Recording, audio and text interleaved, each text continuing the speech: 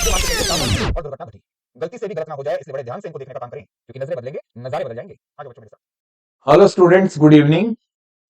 हाजिर हैं आप लोगों के बीच लेके कुछ बेहतरीन क्वेश्चंस हमारे आने वाले एग्जामिनेशन को ध्यान में रखते हुए स्पेलिंग टेस्ट टॉपिक के। सो विदाउट वेस्टिंग टाइम हम आते हैं सीधे अपने क्वेश्चनार की तरफ, जो क्वेश्चन आने वाले एग्जाम के लिए बहुत ज्यादा इंपॉर्टेंट हो सकते हैं। उन टॉपिक्स को, उन क्वेश्चंस को यहाँ पे हमने एक जगह पे असेंबल किया है। आइए मेरे साथ। Here we have question number 1 with us. आइए मेरे साथ। Identify the misspelled word. आपको इसमें बच्चों अशुद्ध वर्तनी ढूंढनी है।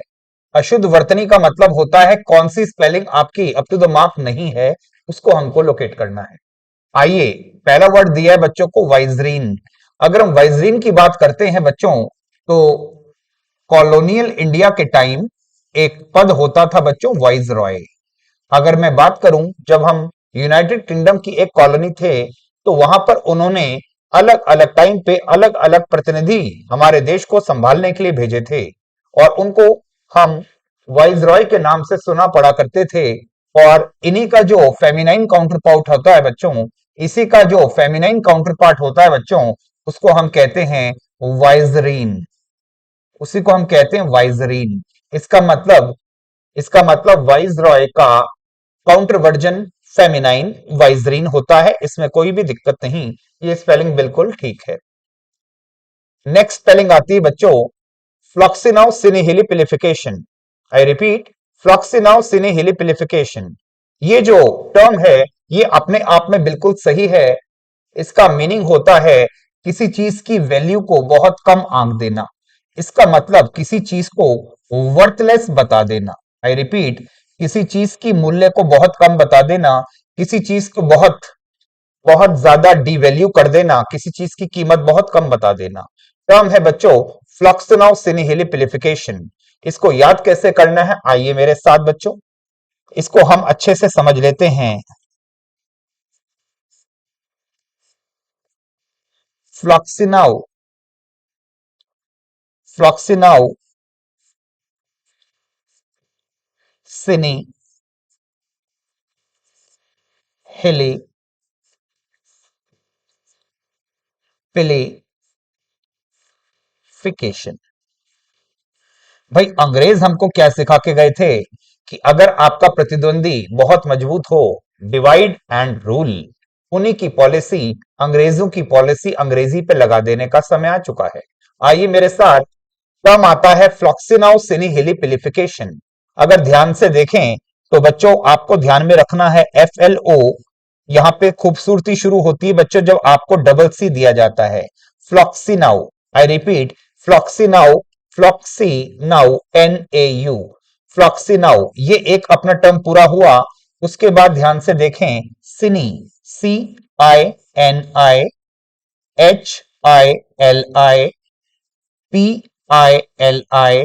HILI, अगर ध्यान से देखें तो आपको अगर ध्यान से देखें तो आपको एक छोड़कर एक, मैंने कहा एक छोड़कर एक, अगर ध्यान से देखें तो यहां आपको ऑल्टरनेटली एक आई दिख रहा है। देखें, आए, फिर आए, फिर आए, फिर आए, फिर आए, फिर आए और फिर आए। एक बार गिन के बताएं कितनी बार आए आए। तो आप ध्यान से देखेंगे ये आपको टोटल आए 7 बार दिखने चाहिए।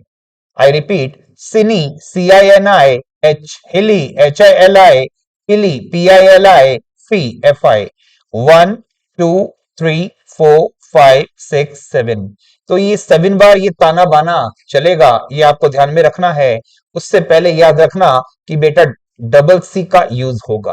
फ्लॉक्सिनाउ सिनी हिली पिलिफिकेशन। और केशन की बात करते हैं तो ये मामला थोड़ा आसान है।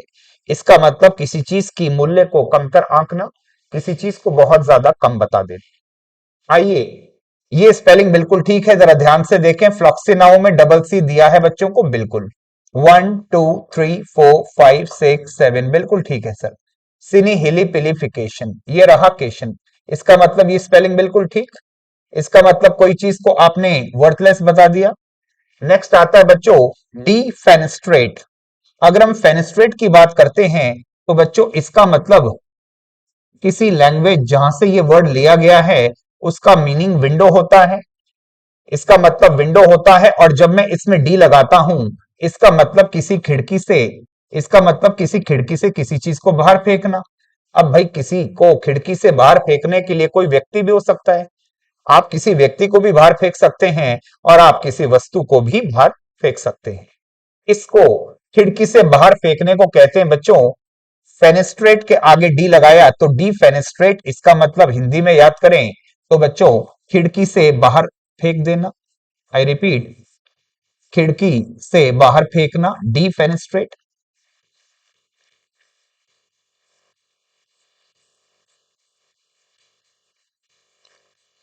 अब जिसको फेंक रहे हैं वो कोई व्यक्ति भी हो सकता है, वो कोई ऑब्जेक्ट या वस्तु भी हो सकती है। दोनों तरीके से जायज वर्ड है बेटा। फेनिस्ट्रेट का उल्टा हुआ डी फेनिस्ट्रेट, खिड़की नहीं, खिड़की से बाहर फेंकने का काम। ठीक है, यही मैं एक और वर्ड को लेना चाहूंगा बच्चों, उसको कहते हैं जेटिसन। जेटिसन, इसकी भी बात सुनो बेटा, ये वर्ब की पहली फॉर्म हुआ करती है। जब कभी पानी के जहाज को डूबने की नौबत आती है तो बेटा उस जहाज का कप्तान एक आदेश देता है, जेटिसन का आदेश। और जेटिसन जो होता है बेसिकली जहाज को डूबने से बचाने के लिए सामान को उठा उठाकर समुद्र में फेंक देना, इस आदेश को जेटिसन कहा जाता है। पहली फॉर्म जेटिसन, सेकंड फॉर्म जेटिसंड और थर्ड फॉर्म जेटिसंड। तो जब आप किसी चीज को यहां से उठा के बाहर फेंकते हैं समुद्र के अंदर तो ये जेटिसन, और जब किसी को खिड़की से बाहर फेंकते हैं डिफेनेस्ट्रेट कहलाता है। इसका मतलब इस वर्ड में भी कोई दिक्कत नहीं है। आइए बच्चों आगे चलते हैं। अगला टर्म आता है क्विंटेसेंस। अगर ध्यान से देखें तो यहां एसेंस की स्पेलिंग में कुछ प्रॉब्लम दिख रही है बच्चों। इस ए की जगह पर ई आना चाहिए, जिसका मतलब होता है किसी चीज का सार, किसी चीज का निचोड़, किसी चीज का निचोड़, किसी चीज का शुद्धतम रूप। बात को समझें, किसी चीज का शुद्धतम रूप। इसको आप कहते हैं concentrated, concentrated and pure form of something. किसी चीज का सबसे ज्यादा शुद्ध रूप, उसको कहते हैं कॉन्सेंट्रेटेड फॉर्म, प्योरेस्ट फॉर्म। इसको कहते हैं क्विंटेसेंस। इसका मतलब इस ई को लगना चाहिए इस ए की जगह पर, बस यहीं पर गलती है। तो जब गलत शब्द छांटने की बारी आती है तो बेटा ऑप्शन नंबर डी पे टिक कर देना चाहिए, क्विंटेसेंस। ठीक है बच्चों, चलते हैं अपने अगले वर्ड की ओर। So second question on call is here before us. ध्यान से देखें, स्पॉट द करेक्ट स्पेलिंग। सही वर्तनी का चुनाव कीजिए जिसका लेना देना इस वाले प्रक्रिया से है। अरे ये तो कोई तकनीकी शब्द दिख रहा है, CSF शंट प्रोसीजर। ये कोई प्रोसीजर है जो मुझे लगता है किसी मेडिकल साइंस का लिया दिया शब्द दिख रहा है। अपने को पहुंचना इस सही शब्द की तरफ। आओ थोड़ा सा पूर्व ज्ञान यूज करते हैं। आपने एक ऐसा शब्द सुना जरूर होगा बच्चों जिसको आप कहते हैं ventriloquist. I repeat, ventriloquist, ventriloquist. Let me write it down. Term आता है वेंट्रिलोक्विस्ट।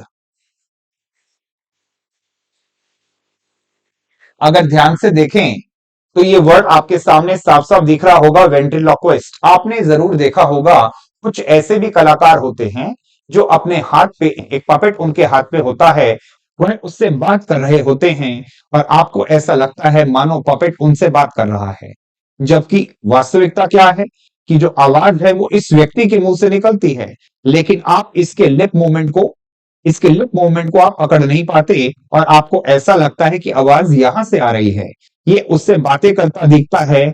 ऐसे कलाकार को वेंट्रिलोक्विस्ट कहते हैं बच्चों, जो अपनी आवाज को यहां से उछालता है लेकिन किसी की आंखों को भनक नहीं पड़ती, आपको लगता है आवाज वहीं से आ रही है। ऐसे कलाकार को बच्चों वेंट्रिलोक्विस्ट कहा गया है। इसका मतलब हो गया, अगर आप ध्यान से समझें तो वेंट बेसिकली एक पाइप मान सकते हैं, आप पाइप मान सकते हैं। और एक ऐसी पाइप जब यहां से आवाज लगाते हैं तो बेटा आवाज यहां से आती है।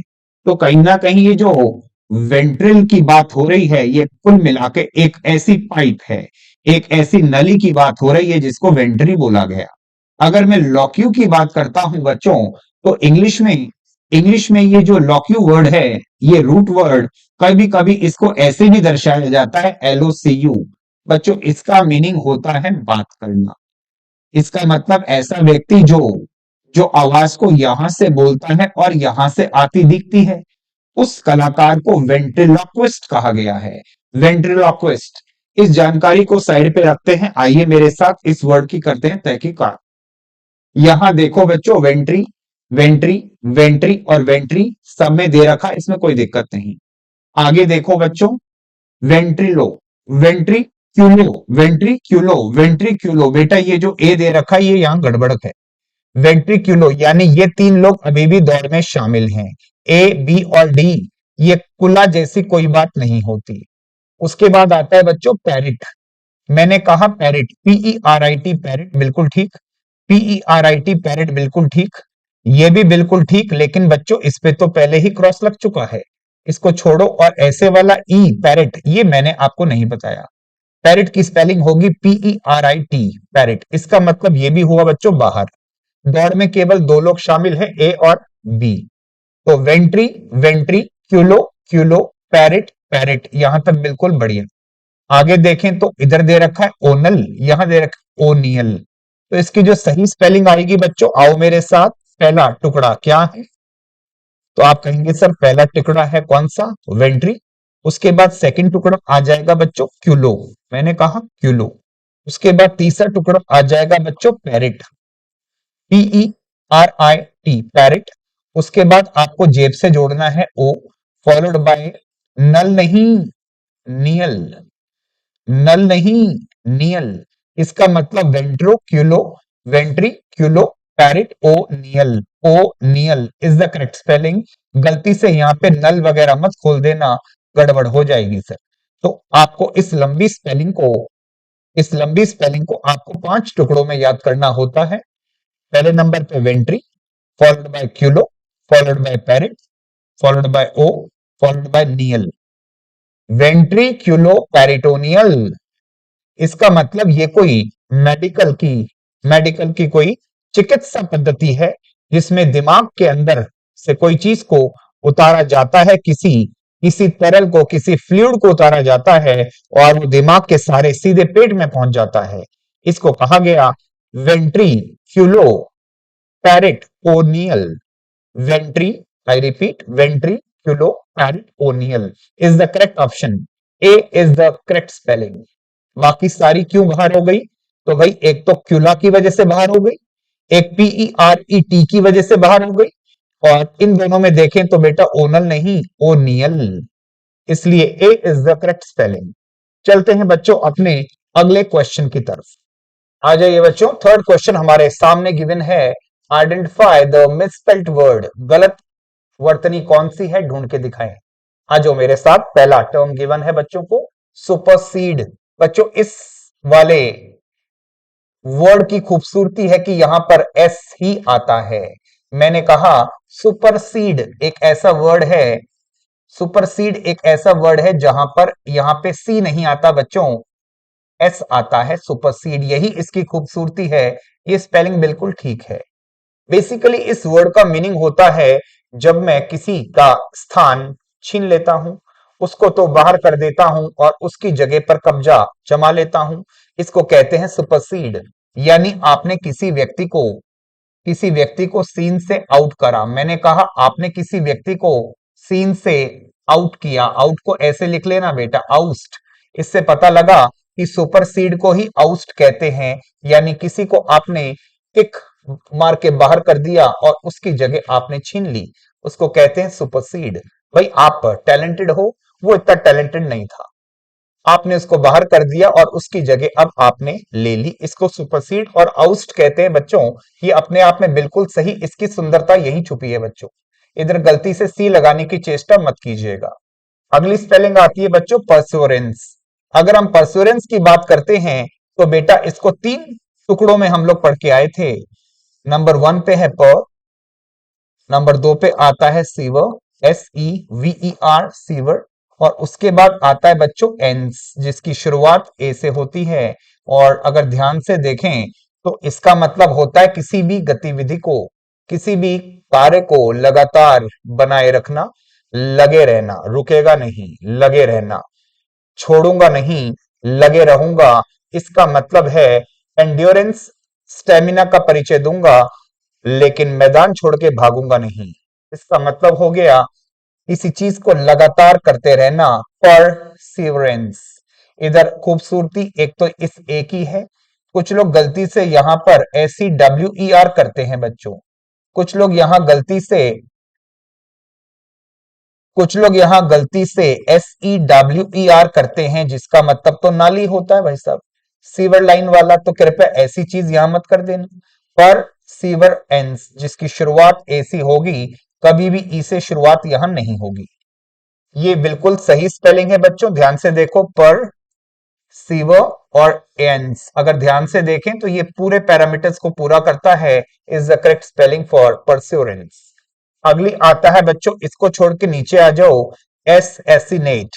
एसैसिनेट ये बेटा वर्ब की फर्स्ट फॉर्म बनाता है। इसका मतलब होता है killing someone. I repeat, to kill someone for political reasons. For political reason, राजनीतिक कारण से किसी की हत्या करना। इसको देखें तो बेटा वर्ड बनता है एसेसिनेशन, और जो भी ये करता है, जो भी ये काम को अंजाम देता है, उसको कहते हैं एसेसिन। तो यहां बनेगा टू किल। पढ़ के देखें बच्चों, to kill someone for political reason, किसी व्यक्ति को राजनीतिक कारणों से मार डालना, ताकि वो मेरे रास्ते में ना आ जाए, क्यों ना उसको रास्ते से हटा दिया जाए। इसको कहते हैं बच्चों, इस हत्या का नाम होता है एस एस आई नेशन। ये स्पेलिंग आ गई एसेसिनेशन की। हत्यारा जो है, जो राजनीतिक कारणों से किसी की हत्या करता है, एस एस इन। और अगर वर्ब बनानी हो तो बेटा एसेसिनेट, एस एस इनेट। ये स्पेलिंग बिल्कुल ठीक है, इसमें कोई गलती नहीं। इसका मतलब किसी व्यक्ति को राजनीतिक कारणों से मार डालना। अगला आता है प्रिविलेज। अगर हम प्रिविलेज की बात करें तो इसकी स्पेलिंग की जो खूबसूरती है, आओ मेरे साथ उसको समझने की कोशिश करो। PRVLG।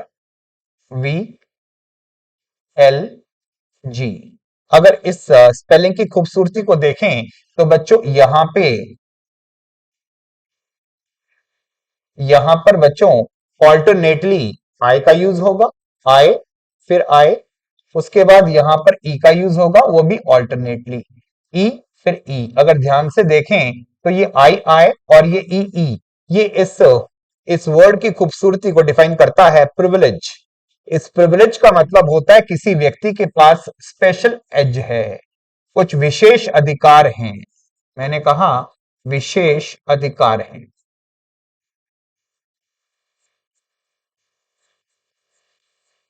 इसी को आप कहते हैं बच्चों प्रेरोगेटिव। इसको हम आगे चलकर सिनोनिम में पढ़ेंगे बच्चों, प्रेरोगेटिव। प्रेरोगेटिव का मतलब होता है किसी व्यक्ति को विशेष अधिकार हों। जैसे जैसे आपको ध्यान होगा, कोई भी अकबर के राज में बीरबल के पास कुछ विशेष अधिकार थे। भाई उनका वो राइट हैंड जो था, इसलिए उसके पास कुछ खास प्रेरोगेटिव थे। उसके पास और मिनिस्टर्स से ज्यादा एज था। भाई बुद्धि थी, इसलिए लोग लोहा मानते थे। इसको कहते हैं बेटा प्रेरोगेटिव, इसको कहते हैं एज, इसको कहते हैं प्रिविलेज, विशेष अधिकार मिलना। और अगर ध्यान से देखें तो आए उसके बाद ई, और यहां पे इसकी जरूरत नहीं थी बच्चों, ये यहां पे एक्स्ट्रा लिखा है। ये एक गलत स्पेलिंग को मार्क करता है, प्रिविलेज। इसका मतलब गलत स्पेलिंग ये वाली हुई बच्चों, सी ऑप्शन। चलते हैं अपनी अगली स्पेलिंग की ओर। ये मान के चलिए सावधानी हटी और दुर्घटना घटी। गलती से भी गलत ना हो जाए, इसलिए बड़े ध्यान से इनको देखने का काम करें, क्योंकि नजरें बदलेंगे, नजारे बदल जाएंगे। आ जाओ बच्चों मेरे साथ। साइकोलॉजी फील्ड अगर ध्यान से देखें तो बेटा दोबारा से मेडिकल साइंस का ये एक टर्म है। और जब भी कोई व्यक्ति दवाई को खाता है बीमार होने पर, जो दवाई खाता है उस दवाई खाए जाने का दिमाग पे, आपके मस्तिष्क पे क्या प्रभाव छूटता है, उस दवाई का आपके मस्तिष्क पे क्या प्रभाव पड़ रहा है, उसके अध्ययन को क्या कहते हैं, उसके अध्ययन को क्या कहते हैं इज द क्वेश्चन। आओ मेरे साथ, मेडिकल टर्म है बच्चों, तंग करने के लिए अक्सर एग्जामिनर इस तरह की बातें कर लेता है। तो ध्यान से देखो बेटा, इधर साइको तो बिल्कुल एक जैसे हैं, इसकी कोई दिक्कत नहीं। साइको की स्पेलिंग याद रखना बच्चों, PSYCHO, इसका मतलब होता है साइको। अगला टर्म आता है बच्चों फार्मा, ध्यान से समझो फार्मा। अगर यहां देखें तो फार्मा है, यहां देखें तो फार्मा है, यहां देखें तो कुछ फार्मे दिख रहा है। बेटा इसको यहां से बाहर करो, ये फार्मा होना चाहिए, ये तो लिखा है बेटा फार्मो, इसको भी यहां से बाहर करो, फार्मा चाहिए। यानी साइको के बाद में अगला टर्म जो जुड़ना चाहिए दैट इज फार्मा। फार्मा, अगर फार्मा की बात करें तो बच्चों मसला दवाई का है, मसला दवाई का है। और आगे चलें तो बेटा ये दो चीजें तो बाहर हो ही चुकी हैं। और जब आप मेडिकल का अध्ययन करते हो तो वहां पर कोलॉजी जोड़ दिया जाता है। मैंने कहा उसमें कोलॉजी जोड़ा जाता है, चोलॉग नहीं जोड़ा जाता। इसका मतलब ये तीन कट गए तो बेटा ये स्पेलिंग सही हो गई, यानी साइको फार्माकोलॉजी, साइको फार्माकोलॉजी। टुकड़े करो बच्चों, ये रहा साइको, ये रहा फार्मा, ये रहा को, और ये रहा बच्चों लॉजी। साइको फार्माकोलॉजी, इसका मीनिंग होता है किसी दवाई का लिए जाने पर आपके मस्तिष्क पे क्या प्रभाव पड़ता है उसका अध्ययन करना, उसकी स्टडी करनी। चलते हैं बच्चों अपने अगले टर्म की ओर। चलिए बच्चों आते हैं अपने अगले क्वेश्चन की ओर। आइए पढ़िए मेरे साथ, ये क्वेश्चन क्या है। Spot the correct spelling of chromosomal 3 copies. भाई सब करेक्ट स्पेलिंग ढूंढनी है तो पहला मजे तो यही ले लो, है ना। स्पॉट की स्पेलिंग ये ना होकर क्या होती है भाई, SPOT। प्रश्न पूछने वालों की गलती निकाल के आनंद आता है बहुत। सब ये रहा स्पॉट की स्पेलिंग में गलती। आओ आगे चलते हैं सर। यहाँ आपको क्रोमोसोमल जो गुणसूत्र होता है, उस गुणसूत्र की अगर आपको कोई एक, मान लीजिए गुणसूत्र मैं किसी X नाम से मानता हूं, इसी की मुझे 3 कॉपी करनी हो तो बेटा इसकी एक तो था ही, मुझे इसकी 3 कॉपी चाहिए थी, तो मैंने इसको कुल मिला के 3 कर दिया बेटा। इसका मतलब किसी चीज की अगर मैंने 3 कॉपी बना डाली कुल मिला के, इसको कहते हैं बच्चों ट्राइसमी। दोबारा देखो, इसको कहते हैं बेटा ट्राइसमी, जिसमें जो ट्राई लिखा है इसका मतलब होता है 3। इंडिया का जो फ्लैग है दैट इज ट्राई कलर। हाँ जी, एक वो स्टैंड होता है जिसको आप ट्राइपॉड कहते हैं, जो 3 पैर का होता है, ट्राइपॉड, ट्राई का मतलब 3। और जब मैं इन क्रोमोसोम की कॉपी करने की बात करूं 3, तो ये रहा ट्राई, और यहां पे जोड़ना है बच्चों सोमी, ट्राइसोमी। अगर ध्यान से देखें तो ये होता है किसी भी गुणसूत्र की 3 प्रतियां बना देना, इसको कहते हैं क्रोमोसोमल 3 कॉपीज, ट्राइसोमी। इसका मतलब SOMY, try try try try tried हुए। लेकिन सोमी ऐसा नहीं, सोमी ऐसा नहीं, सोमी ऐसा चाहिए, और ये बिल्कुल गलत हुआ। Option number C is the correct option. चलिए गाइस चलते हैं अपने अगले क्वेश्चन की ओर। और ये क्वेश्चन है आइडेंटिफाई द मिसस्पेल्ड वर्ड। अशुद्ध वर्तनी वाले शब्द को ढूंढें जिसकी स्पेलिंग गलत हो। आइए मेरे साथ, वर्ड लिखा है एवरिशियस। अगर एवरिशियस की बात करें तो बेटा एक वर्ड आता है एवरेज। अगर ध्यान से देखें तो इस वर्ड का मतलब होता है बच्चों लालच। इस वर्ड को आप कहते हैं लालच, एवरेज। बेटा इस वर्ड का मीनिंग होता है लालच। इसी को आप बचपन से पढ़ के आए हैं बच्चों, ग्रीड। इसका मतलब भी होता है बच्चों लालच। एक और वर्ड आता है कपिडिटी। एक वर्ड आता है बच्चों कपिडिटी, इसका मतलब भी होता है लालच। अब क्योंकि हम वोकेबलरी पे काम कर रहे हैं तो हमको एक वर्ड का कितने ज्यादा अच्छे नए नए शब्द सीखने को मिले ये भी तो जरूरी है। यानी एक पंथ और 2 काज, यानी स्पेलिंग के नाम पर सिनोनिम्स के भी दर्शन हो जाएं, इससे बढ़िया और क्या। सोने पे सुहागा है जी। एवरेज, ग्रीड और कॉपिडिटी का मतलब लालच हो गया, और इन्हीं से एक एडजेक्टिव बनाते हैं जब इसमें जोड़ते हैं बच्चों ची, हाँ जी लालची, तो यहां एक वर्ड बनता है एवरिशियस। एवरिस जिसमें हो वो एवरिशियस, OUS लगाने से विशेषण बन गया, स्पेलिंग बिल्कुल सही है। इसकी कहानी समझ आ गई बेटा? जिसमें ये होता है उसको हम कहते हैं एवरिशियस। यहां तक का मामला था, ई हटाया, एवरिशियस लालची। ग्रीड, जो ग्रीडी, ग्रीड में वाई जोड़ा तो बेटा ग्रीडी बन गया, ये भी लालची हो गया। और अगर हम इसकी बात करते हैं, कपिडिटी, जिस व्यक्ति में कूट कूट के भरी हो उस व्यक्ति को आप लालची कहते हैं, उसको कपिड कहा जाता है बच्चों। इससे पता लगा कि एवरिशियस, ग्रीडी और कपिड ये लालची के लिए आने वाले टर्म हुए, और ये स्पेलिंग अपने आप में बिल्कुल सही है। अगला है टेमेरेरियस। अगर ध्यान से देखें तो इंग्लिश में एक वर्ड होता है बच्चों टेमेरिटी, एक वर्ड होता है बच्चों टेमेरिटी, और इस टेमेरिटी का मतलब होता है दुस्साहस। इस वर्ड का मीनिंग होता है बेटा दुस्साहस। इसी को आप कहते हैं हिम्मत मत कर लेना, हिमाकत मत कर लेना। इस हिमाकत को कहते हैं बेटा टेमेरिटी। इसी को कहते हैं ऑडेसिटी। अरे वर्ड पढ़ के बताएंगे मेरे साथ, ऑडेसिटी। इसी वर्ड को आप ऐसे भी पढ़ के आते हैं बच्चों,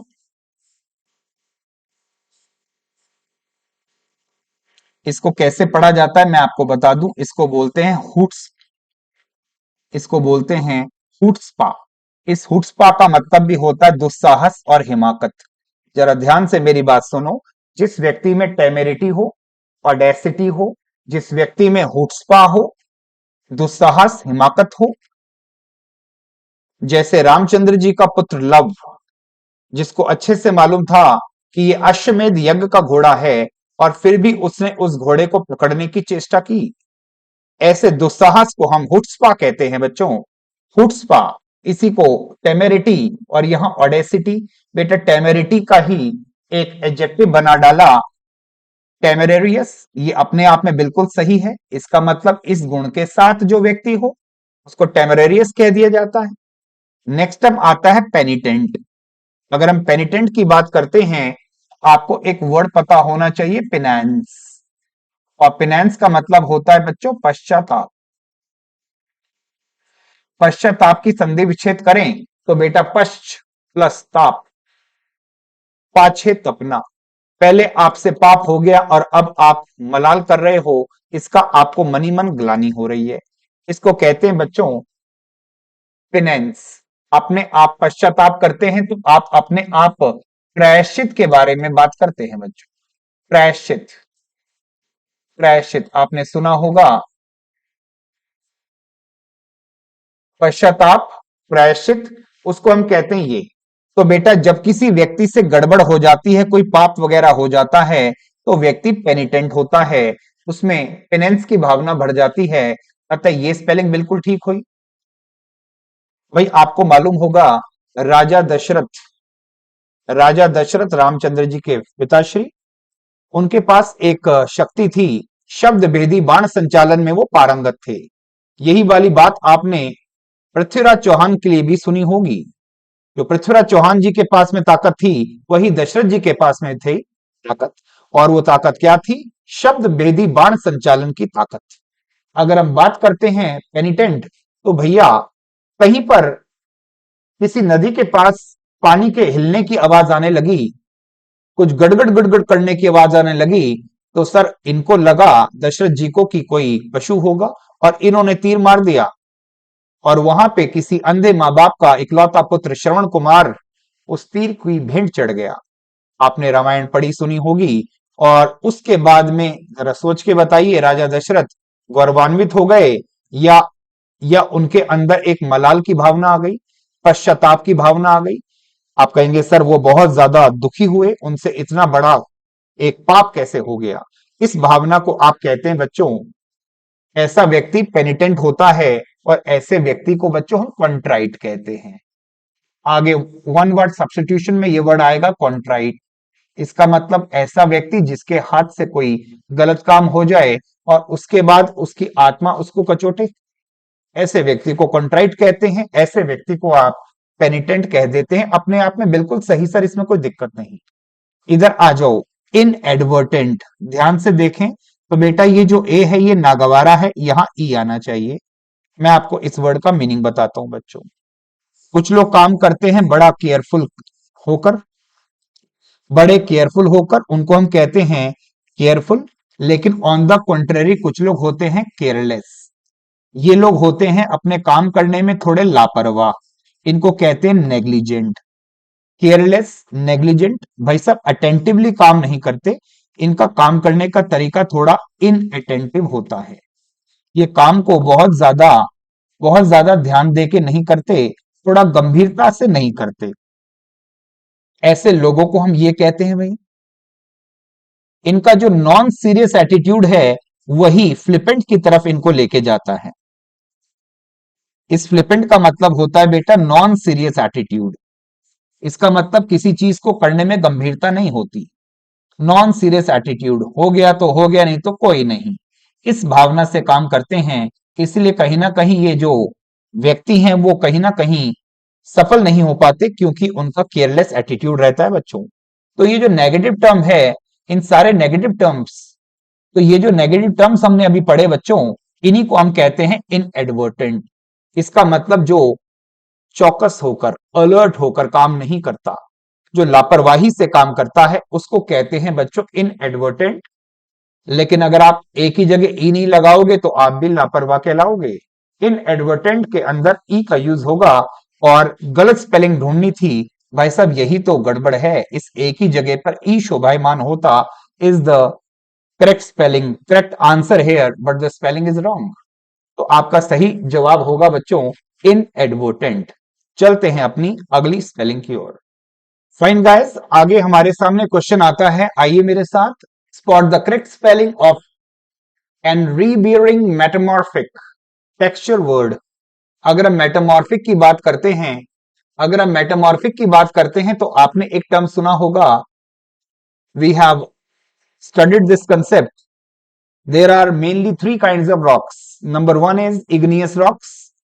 Number two is sedimentary rocks. And last but not the least, metamorphic rocks. ये बेटा मेटामॉर्फिक रॉक की बात हो रही है, यानी कायांतरित, रूपांतरित चट्टान। ऐसी चट्टान जो वक्त के साथ अपनी काया पलट कर लेती है, उसको हम कहते हैं बेटा मेटामॉर्फिक रॉक। तो ये जो क्वेश्चन है, ये किसी टेक्निकल टर्म पे पूछा गया क्वेश्चन है, और जहां पर मेटामॉर्फिक टेक्सचर वर्ड है, इसका मतलब मेटामॉर्फिक रॉक का जो एक रूप आपके सामने आता है उसके ऊपर क्वेश्चन पूछा गया है। तो बेटा एक टर्म आता है पोरफायरो, मेरी बात समझना, पोरफायरो। अगर इसकी बात करते हैं तो ये मसला पोरफायरो सीधे सीधे आपको लेके जाता है इस चट्टान की तरफ, पोरफायरो। लेकिन यहां पे तो बेटा प्रो दे रखा है, यहां पर प्रो दे रखा है, तो बेटा ये तो बात बाहर हुई। और मैंने बोला पोरफायरो, ये अपने आप में बिल्कुल ठीक है, ये अपने आप में पोर और फायरो अपने आप में बिल्कुल ठीक है। ये देखो बेटा पोर, लेकिन फायरो की स्पेलिंग में कुछ प्रॉब्लम आई, इसको यहां से काट के अलग किया। ये देखो पोर और यहां ले रखा है फायरो, ये बिल्कुल ठीक है। यानी दौड़ में अभी कितने लोग रह गए भाई? तो आप कहेंगे एक तो बी, एक तो डी। अगर हम ब्लास्टिक की बात करते हैं तो बेटा ब्लास्टिक के लास्ट में के का आना एक असंगत बात है। इसका मतलब ये स्पेलिंग बनी पोरफायरोब्लास्टिक। आई रिपीट, प्रो नहीं पोर, पोर इसके साथ जुड़ेगा बच्चों फायरो, इसके साथ जुड़ेगा फायरो। और ब्लास्टिक की स्पेलिंग आपको पता होनी चाहिए, जैसे प्लास्टिक वैसे ब्लास्टिक, BLA, BLASTIC नहीं आएगा। एक बार इनको इत्मीनान से जोड़ लीजिएगा, आप सही स्पेलिंग तक पहुंच जाएंगे। और यहां पे हमारी सही स्पेलिंग आती है ऑप्शन नंबर बी, पोरफायरोब्लास्टिक। इसका मतलब कौन से चट्टान का नमूना है? कायांतरित चट्टान, मेटामॉर्फिक रॉक का टेक्सचर तैयार हुआ porphyroblastic. Again a technical term coming from, you can call it geology और geography. So guys next question हमारे पास आता है, आइडेंटिफाई द मिसस्पेल्ड वर्ड। अशुद्ध वर्तनी वाला शब्द ढूंढें। आइए मेरे साथ, पहली स्पेलिंग जो हमारे सामने आती है दैट इज एक्विजेंस। अगर एक्विजेंस की बात करते हैं तो बेटा इसकी खूबसूरती है कि इसमें 3 वाउल एक के बाद एक के बाद एक आते हैं, ये इसकी खूबसूरती है। अगर हम स्पेलिंग को बनाने की कोशिश करें, अगर हम स्पेलिंग को बनाने की कोशिश करें तो यू के पहले आता है बच्चों क्या चीज, क्यू, और यहां आ गया ए और सी, स्पेलिंग बनी एक्वई, स्पेलिंग बनी एक्वई, इसमें सेंस जोड़िए, S C E N C E, word बना acquiescence, acquiescence, A C Q U I S C E N C E. अगर ध्यान से देखें तो आपको यहां पे 3 वाउल्स कॉन्जेक्टिवली दिखेंगे, एक के बाद एक के बाद एक दिखेंगे, ये इस वर्ड की खूबसूरती है। यही खूबसूरती आपने यहां भी पढ़ी होगी बच्चों आर्कियोलॉजी में, arc A E O logy. अगर ध्यान से देखें तो पुरातत्व विज्ञान, यहां पर भी आपको अजब संयोग दिखता है, 3 वाउल एक के बाद एक के बाद एक, ऐसी एक्विजेंस में भी होता है बच्चों, यू आई ई, और इसका मतलब होता है बच्चों साइलेंट कंसेंट, मौन स्वीकृति, इसका मतलब चुप रहकर अपना हामी भर देना, इसको हम कहते हैं एक्विजेंस। ये स्पेलिंग अपने आप में बिल्कुल ठीक है बच्चों। एक तो ये कॉम्बो दिख रहा है, आई रिपीट,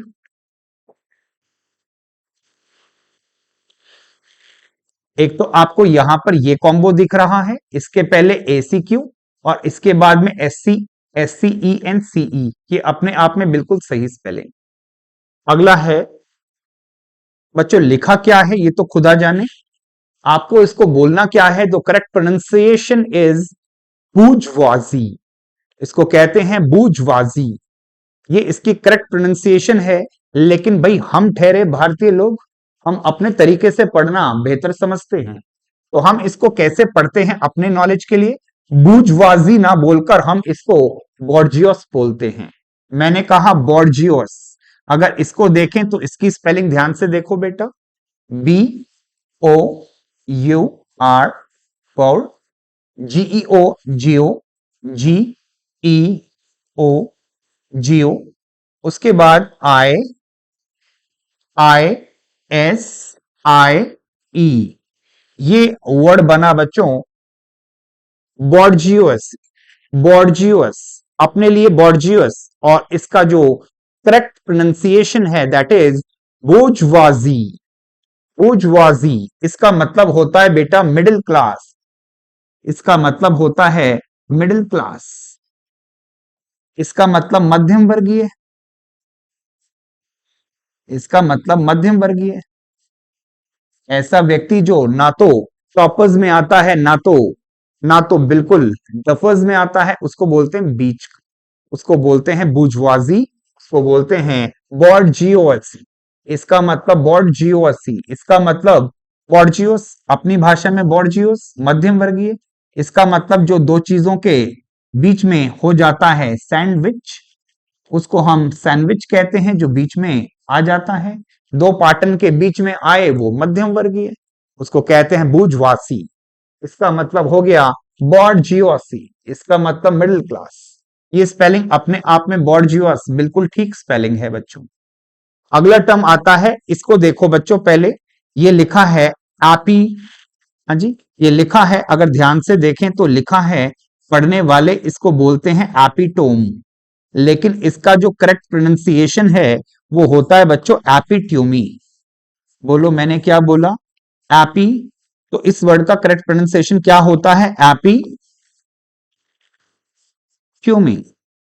एपिट्यूमी, एपिट्यूमी, एपिट्यूमी का मतलब होता है बच्चों अ परफेक्ट एग्जाम्पल, किसी चीज का एक बिल्कुल सटीक और आदर्श उदाहरण, उसको कहते हैं an ideal example, a perfect example, उसको कहते हैं एपिट्यूमी, और ये अपने आप में बिल्कुल सही स्पेलिंग है एपिट्यूमी। एक मिसाल, जैसे जैसे नॉलेज और सिंप्लिसिटी, इन दोनों को अगर ब्लेंड करें तो एक मिसाल तैयार होती है, missile man of India APJ Abdul Kalam साहब, वो उसका एक परफेक्ट एग्जाम्पल है, सादगी और ज्ञान दोनों का एक परफेक्ट ब्लेंड है, एक परफेक्ट एग्जाम्पल है, उनको एपिटोम नहीं एपिट्यूमी कहना चाहिए, इज द करेक्ट स्पेलिंग। इधर वर्ड आता है बच्चों, पढ़ के देखें तो लिखा है कॉन्साइंशियस, क्या लिखा है, पढ़ के बताएं। कॉन्साइंशियस, आपको पता रहे बच्चों, ये जो वर्ड है इसको कुछ इस तरीके से पढ़ा जाता है। तो हिंदुस्तान के जो विद्यार्थी वर्ग, ये जो वर्ड है बच्चों इस तरीके से लिखा और पढ़ा जाता है,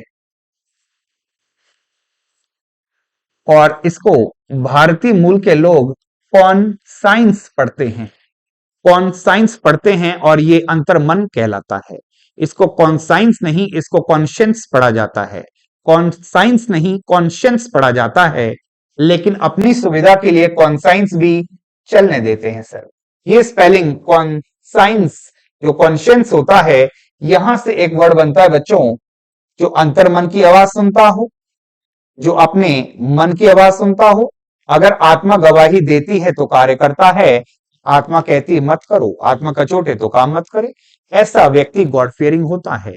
ऐसा व्यक्ति कॉन्साइन कॉन्साइंसियस नहीं होता। इसको हम अगर देखने में आए तो बच्चों यहां एक वर्ड बनता है, जहां आप ये जो सी दिख रहा है इसकी जगह पर आप टी को यूज में लेते हैं।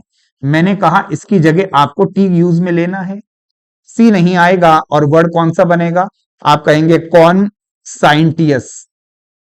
दोबारा गलती हुई, इसको कॉन्साइंटियस नहीं पढ़ते, कॉन्शियंशियस, कॉन्शियंसियस। इसका मतलब कोई व्यक्ति जो अंतर मन की आवाज सुनता हो उसको कॉन्शियंस पढ़ा जाता है। इसका मतलब जो व्यक्ति बहुत ज्यादा अपनी अंतर मन की आवाज सुने, जिसमें वो वाला गुण हो। ध्यान से समझो बच्चों, ये कॉन्साइंस नहीं कॉन्शियंस है। और ये क्या है, जब मैंने सी की जगह टी करा तो ये कॉन्शियंसियस। इसका मतलब ऐसा व्यक्ति जो उस भावना से भरा हो। इसको कृपया कॉन्साइंटियस मत पढ़े, तो इसकी सही स्पेलिंग होगी कॉन, SCIENTIOUS। कृपया इसको कॉन्साइंटियस ना पढ़कर कॉन्शियंशियस पढ़ें। ये वर्ड बिल्कुल ठीक हुआ, यहां पर ये स्पेलिंग गलत है, इसलिए ये उत्तर बिल्कुल ठीक हुआ। चलते हैं बच्चों अपनी अगली स्पेलिंग की ओर। तो यह इन क्वेश्चंस के अंदर आपको प्रोनाउंसिएशन के एस्पेक्ट में घुमाने की पूरी पूरी कोशिश की गई है। अगर सावधानी से देखेंगे तो आराम से इन क्वेश्चंस को डील कर पाएंगे। चलते हैं बच्चों अपने अगले सेट ऑफ क्वेश्चंस की ओर। Question number 9 we have spot the correct spelling of an electron transport protein. इसका मतलब एक विशेष तरह का प्रोटीन है जो इलेक्ट्रॉन को ट्रांसपोर्ट करने का कार्य करता है, परिवहन का काम करता है। ऐसे प्रोटीन के बारे में प्रश्न, ये भी एक मेडिकल साइंस से पूछा गया टर्म है बच्चों, और किसी भी एग्जाम में ये शिरकत कर सकता है। आओ मेरे साथ। ये जो साइटो रूट वर्ड होता है बच्चों, ये हम किसी भी सेल के लिए यूज करते हैं, वो सेल जिसको आप बचपन से कोशिका पढ़ के आए हैं। उस कोशिका के पढ़े जाने पर हम जो रूट वर्ड उठाते हैं बच्चों, वो CYTO उठाते हैं, और ये चारों ही, ये आपकी चारों ही स्पेलिंग में CYTO गिवन है। ये जो CYTO लिखा है बच्चों, ये इस सेल की ही कहानी कहने का कार्य करता है रूट भाषा में, साइटो। और ये आपको चारों में दे रखा है, अगर ध्यान से देखें तो बच्चों साइटो टर्म आपको चारों में दे रखा है, इसमें कोई दिक्कत नहीं। अगर मुझे आगे क्रोम चाहिए तो बेटा क्रोम की स्पेलिंग CHROME, क्रोम बिल्कुल सही स्पेलिंग होती है। इधर मुझे रोम दिख रहा है, क्रोम नहीं दिख रहा। इसमें मुझे कर होम दिख रहा है, ये स्पेलिंग गलत है। या क्रोम दिख रहा है लेकिन इसमें H यहां नहीं दे रखा, तो बेटा ये स्पेलिंग गलत हुई। तो सही स्पेलिंग आती है साइटो, इसमें जोड़ते हैं बच्चों क्रोम, CHROME। इन दो टर्म्स को जोड़ेंगे तो बच्चों साइटोक्रोम बन जाएगा। ये एक प्रोटीन का ऐसा किस्म है जो कि इलेक्ट्रॉन्स को ट्रांसपोर्ट करने का काम करता है बॉडी में।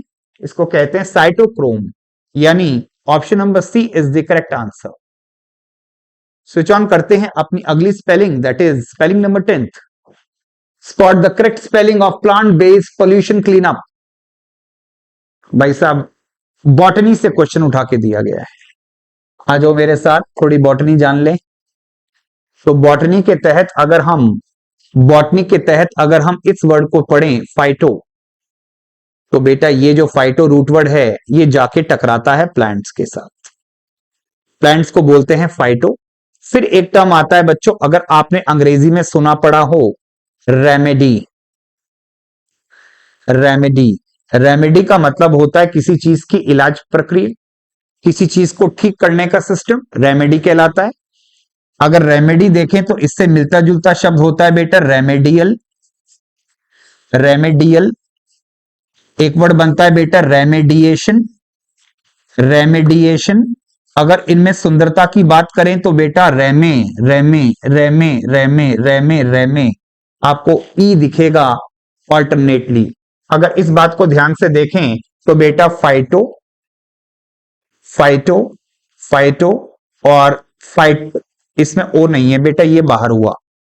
आ जाओ, ये तीन दौड़ में दौड़ रहे हैं। अगर मैं रेमेडी, रेमेडी की बेस मानकर कोई वर्ड उठाता हूं तो बेटा REME, ये बिल्कुल ठीक है। REMY बेटा ये बाहर हुआ। REMI बेटा ये भी बाहर हुआ। लो बेटा, जब तीन बाहर हो जाते हैं तो ये वाला बच्चा बिल्कुल सही हो जाता है। स्पेलिंग क्या है? Phyto remediation. इसका मतलब बेटा जो पौधे होते हैं वो जितना भी जो एयर पोल्यूशन होता है उसको अपने अंदर एब्जॉर्ब कर देते हैं, एटमॉस्फेयर को क्लीन कर देते हैं। उस सिस्टम को बोला गया है पोल्यूशन क्लीन अप सिस्टम, यानी पौधों के द्वारा जो प्रदूषण है उसको अपने अंदर अवशोषित कर लिया जाता है, एब्जॉर्ब कर लिया जाता है। इस सिस्टम को नाम दिया गया है बच्चों फाइटो रेमेडिएशन। फाइटो का मतलब प्लांट हो गया और रेमेडिएशन रेमेडी से बेस करता है। तो बेटा इसकी खूबसूरती ये दो ई है। अगर इन दो ई को अच्छे से देख पा रहे हो तो बेटा इसी के तहत आपका आंसर तैयार हो जाएगा। अरे हाँ या ना? यहां पर भगवान का दिया सब कुछ है लेकिन यह फाइटो ही नहीं था, ये ऐसे बाहर हो गया।